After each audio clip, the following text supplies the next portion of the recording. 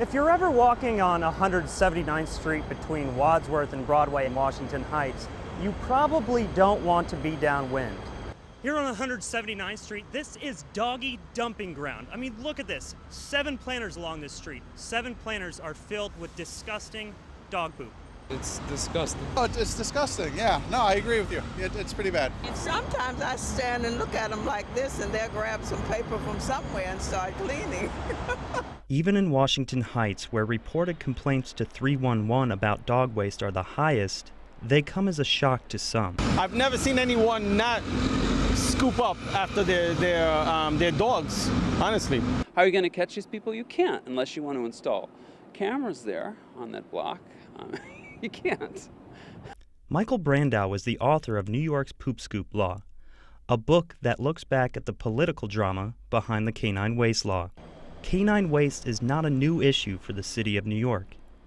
Few remember what a highly contentious political debate the Poop Scoop Law was in the 1970s. We are at what I like to call the tail end of the urban crisis in the 1970s. This was a first step toward urban renewal. People were not going to come back to New York if it was violent, if it was filthy, if it was dangerous. It was an unpleasant place to be, and I think it was a very important first step.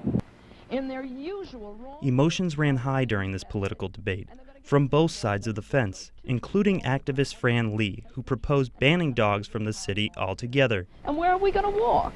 I don't want that dog to go in the first place. The irony is that at the end of the 70s, when a few senators were trying to justify having this controversial law, a few of them actually blamed dogs for the urban crisis when, if anything, they helped us to get through it.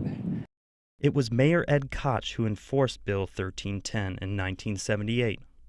At first, there was resistance and people saying it's unfair, but then when they saw how it cleaned up the city, people became very supportive of it, and they are still supportive of it. Yeah, in fact, if you ask New Yorkers who lived through that period, they often say that's the greatest thing he ever did for this city. And it's funny because he likes to play that down. It's an embarrassing thing to be remembered for.